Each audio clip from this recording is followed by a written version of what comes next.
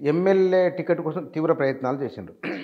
వచ్చి టికెట్ ఇస్తే మీరు గెలుస్తారని కూడా చాలా పెద్ద ప్రచారం అయింది. నేను స్వయంగా కొంతమందితో మాట్లాడుతూ కూడా అదే మాట అన్నారు. పటేల్ రమేష్ రెడ్డి చాలా సులభంగా గెలవబోతున్నాడు సూర్యాపేట నుంచి అని కూడా అన్నారు. అది నిజానిజాలు నాకు తెలియదు అని అయితే అన్నారు. ఎన్ని కోట్లు ఖర్చు పెట్టింటారు మీరు? అంటే నేను యాక్చువల్గా అంటే రాజకీయాలకు వచ్చినాకనా మీరు అనేది?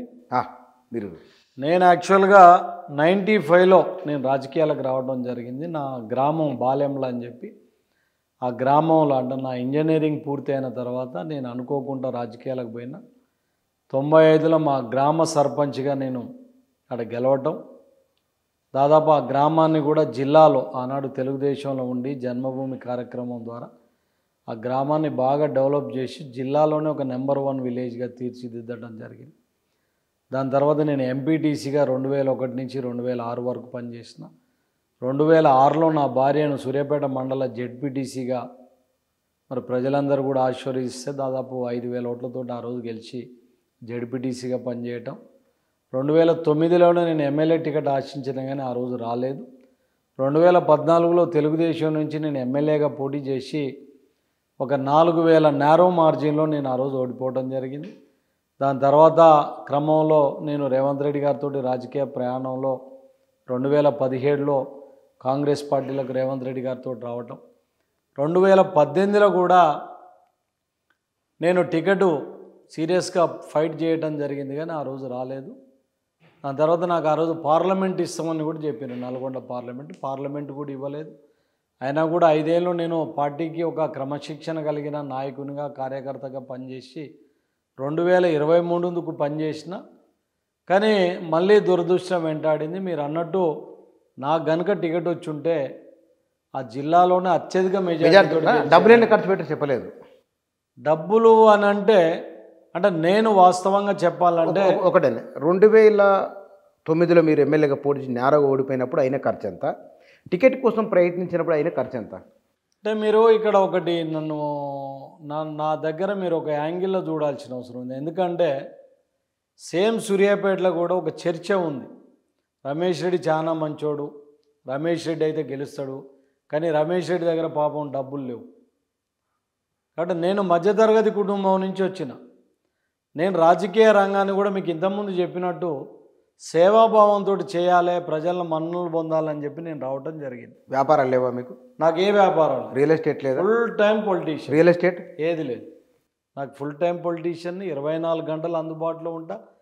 ఈ రోజు వరకు కూడా నాకు ఏ వ్యాపారాలు చేయడం తెలియదు, వ్యవసాయం చేయను, బిజినెస్ చేయను. ఒక 16-17 ఏళ్ళ కింద మాత్రం సివిల్ కాంట్రాక్టర్గా ఉండేటోను.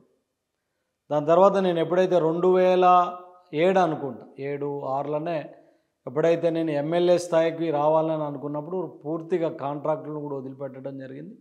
దాదాపు ఈ 15-16 ఏళ్ళ నుంచి నేను ఏ వ్యాపారం కూడా చేయట్లేదు. వ్యవసాయం లేదా?